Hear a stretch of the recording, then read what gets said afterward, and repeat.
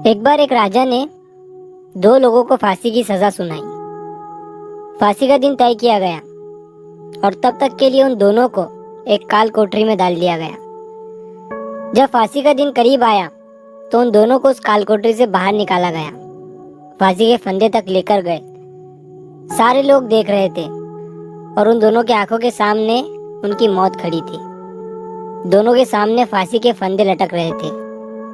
उस राजा ने उन दोनों से पूछा, अगर तुम्हारी कोई आखिरी इच्छा है तो बताओ।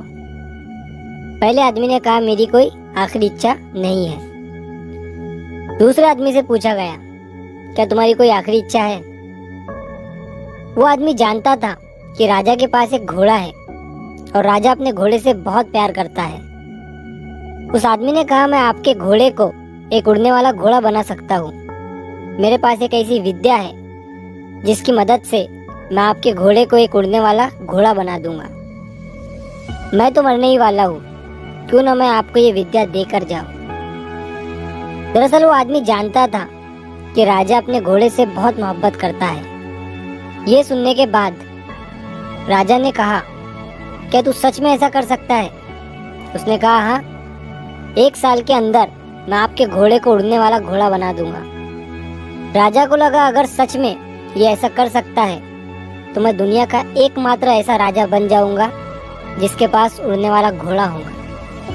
राजा ने कहा, अगर 1 साल के अंदर तू ऐसा नहीं कर सका तो? उस आदमी ने कहा, तो आप मेरी गर्दन धड़ से अलग कर देना। राजा ने बात मान ली और 1 साल के लिए उस आदमी को रिहा कर दिया गया। ये सब होने के बाद जो पहला आदमी था जिसको फांसी होने वाली थी, उसने उस आदमी से कहा कि तूने झूठ क्यों बोला? तू जानता है कि ऐसी कोई विद्या नहीं है, तो तूने ये सब ढोंग क्यों रचा? उसने कहा, मैंने अपने आप को 4 पॉसिबिलिटी दी, 4 संभावनाएं दी। पहली, घोड़ा बहुत बूढ़ा हो चुका है, क्या पता 1 साल के अंदर या 1-2 महीने के अंदर ही मर जाए। दूसरी, राजा भी बहुत बूढ़ा हो चुका है, क्या पता राजा खुद मर जाए। तीसरी, क्या पता इस 1 साल के अंदर मैं खुद मर जाऊं नेचुरल डेथ से, तेरी तरह फांसी के फंदे से लटक कर नहीं। और चौथी, क्या पता मैं घोड़े को सच में उड़ा दूं, घोड़े को सच में मैं उड़ाना सिखा दूं। दोस्तों, इस कहानी से हमें ये सीख मिलती है कि जिंदगी संभावना का खेल है। जिंदगी में आप सफल होंगे या नहीं होंगे, ये भी एक संभावना है, पॉसिबिलिटी है।